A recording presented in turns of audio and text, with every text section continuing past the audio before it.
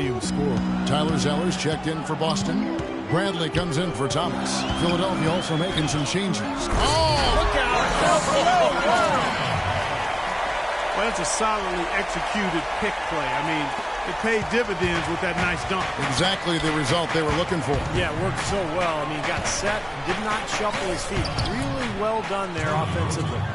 You got to like his shot selection today. He set a good example for the rest of his teammates.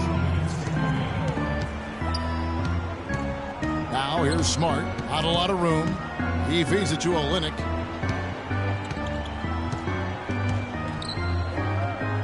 Hits the jump hook. Olynyk's got 6 points. Well, I tell you what, I need to see some more assertiveness out of these defenders. They're not getting the job done. Yeah, that's 10 of the last 12 points they've allowed on good looks right at the rim. Well, let's take a look at where Philadelphia ended up rank-wise in the league last year. First in steals, 15th in rebounding, and they were in the top half of the league in assists as well. Not elite level, not quite good, but okay. And the thing that I like that you talked about, Clark, was the steals, because to me that's their identity as a ball club. #1 in the league in thefts. They tried to take the ball away from the offense and really convert at the other end. And when they got that game going, they were really tough. Let's check out what Doris Burke has for us. Well, Kevin, the Sixers going young, and Coach Brett Brown explained their philosophy, saying, we try to highlight athletes and length. At this stage, we're trying to grow a blue-collar, hard-nosed defensive program. We take those athletes, put them in a defensive system, and get them playing in the open court. That's the flavor of what we're trying to do. Kevin, back to you. Putting those young legs to use, Doris. Thanks. Stauskas' shot is off. Dishes it to Covington. Roten, the pass to Covington. Some nice ball movement here by the 76ers. There's the pick. Defensive foul. The 76ers shooting their 3rd and 4th free throw shots of the night. That one is off. You know, the Sixers have really undergone a complete reversal in recent years from a team with a very old-school, traditional front office to a team that's now focused on the science and analytics of winning basketball. And quite honestly, guys, we're seeing more and more teams embrace the analytics side of things. Bradley dishes to Zeller. Puts up the baby hook, and the shot is good. After digging themselves that hole in the first quarter, this club is starting to shoot the ball much better now. Yeah, you know, sometimes it takes a little while to work out the knots. I mean, they're starting to put it together. Well, after a first quarter where they really struggled from long range, they've stayed a little bit closer to the basket now here in the second. And see, that's a nice adjustment. I mean, even for the best three-point shooting teams, sometimes you have to try something different to jumpstart your offense, and being balanced in your approach is oftentimes a good thing. Here comes Tony Roten. 10 points for him. And Thompson kicks to Roten. Plays it up and banks it in. Roten's got 12 points in the game. Really aggressive play, taking it to the rim against the big man. Tell you what, I love that fearless attitude. Got it off in time. No good on the buzzer beater. And the first half is...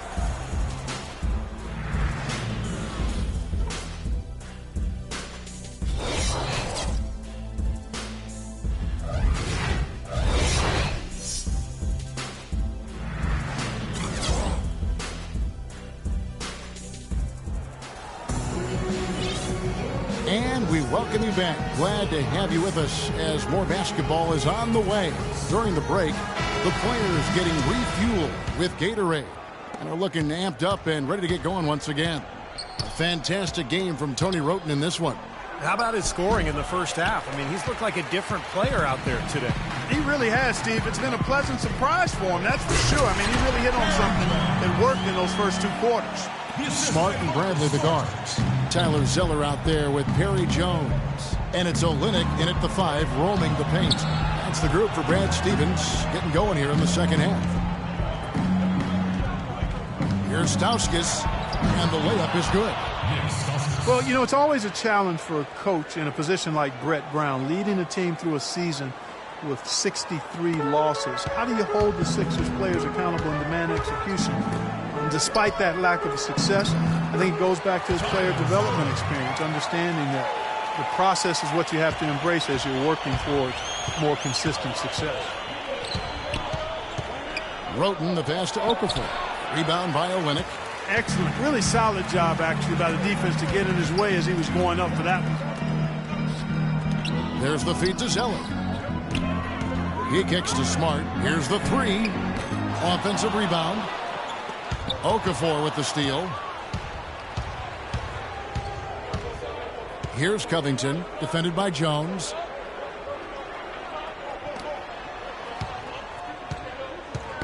They get a hand on it. Now here's Bradley. D right on him. And for Brown, he knew losses would come early. But he demanded Steve a 4-year guaranteed deal, wanting time to develop his team, and he got it. Well, it was smart because this is going to be a difficult transition for the Sixers. And, you know, with all the turnover in the NBA on the coaching front, I think it was important for ownership to give him that long-term approach.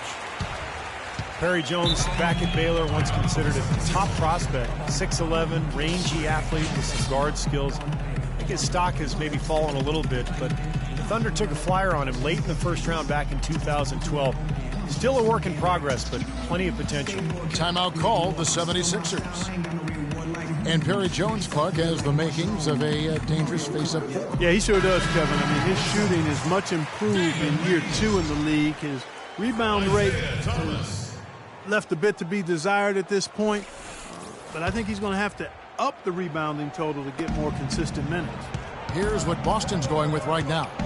Lee comes in for Tyler Zeller, and Thomas subbed in for Smart. Now Roten, 12 points for him. Here's Noel, and that's an air ball. Not even close. It has not been an ideal start to the second half. They've missed 3 of their first 4. Boston again missing. The 76ers leading. Now here's Roten. They set the pick. Pick by Okafor. Roten dishes to Okafor. Puts up the baby hook. It's stolen by Bradley. They fought all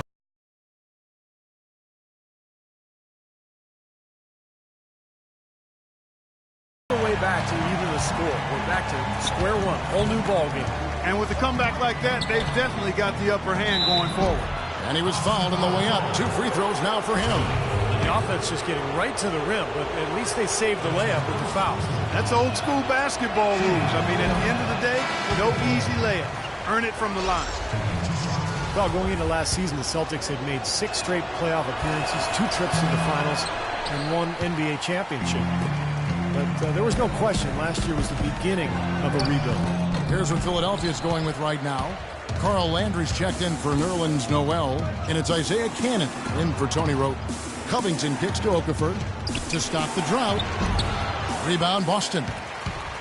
And it's always tough for fans to swallow the word rebuild, especially when you trade away such beloved players as KG and Paul Pierce. But, you know, I think the Celtics took the prudent and sensible route. I mean, they got good return for their aging all-stars, and they've put themselves in a good position going forward. And as much as you like to sometimes look back or stay in the present, GM's job and the organization's job is to be preparing for the future.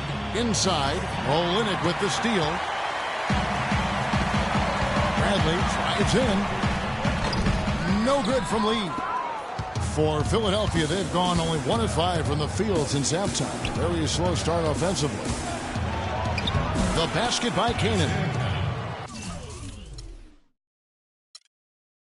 And as the Celtics go young, I guess, Steve, you could say greener than ever. Oh, yeah. I mean, come on. That's awful. But listen, they've acquired a ton of picks over the next 4 years. And who knows, with the Nets battling age and injury, some of those picks could turn out to be good ones. So I like what the front office has done in terms of the future. Hey, Kevin, I liked your line. I don't care what Steve said. I really meant it for you than him. He just jumped in. Yeah, I got you. Now a timeout called by Boston.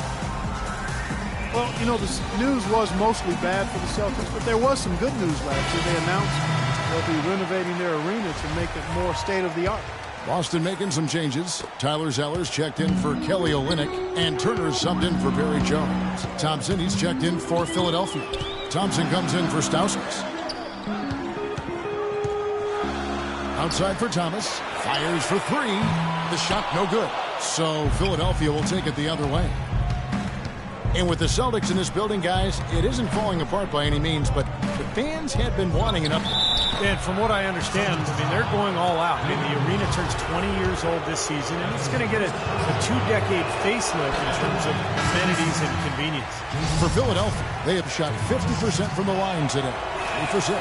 Well, last season they only hit 71% of their free throws, so this is a continuing problem, guys. And, you know, there was plenty of blame to go around for that. I mean, it wasn't just one or two guys. I mean, for the most part, the entire team struggled. The 76ers making a switch here. Embiid's checked in. For Philadelphia, they have had a disappointing game so far from the line. Only 3 free throws made. 2 shots. No good on the free throw. Some changes for Boston. Olynyk comes in for Lee. And it's Crowder in for Turner.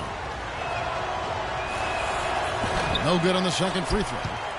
Boston's gotten blank from three-point land so far in the third. Still 0 for 3. Thomas kicks to Bradley. That's good. And it's Thomas picking up the assist. And it's 8 points for Avery Bradley. Boy, they've gone on this run, and ball movement has been a big key. Yeah, they have the defense on the run right now because every pass seems to have a purpose. They're getting great movement, great spacing, and they're really lining them up defensively. Shot clock at 6. Here's Kanan. And they come right back with their own three-pointer. Cannon's got the game tied up here for the 76ers.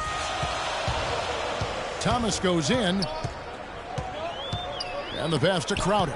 Now the dish to Zeller. The jump hook, and that one's good. Zeller's got 4 this quarter.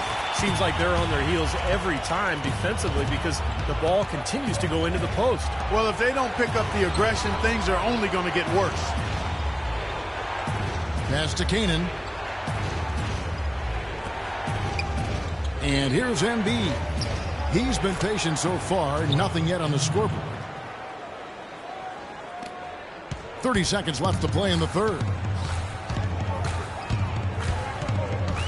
Now, here's Thomas. Not a lot of room. Bradley kicks to Crowder. Olynyk inside. He's covered by Thompson. Bradley passes to Zeller. And he didn't get quite enough under that one. Boy, he should have made that one. He had plenty of cushion between himself and the defender. And we wrap up the third and looking to be an exciting fourth quarter. And we'll be back right after this.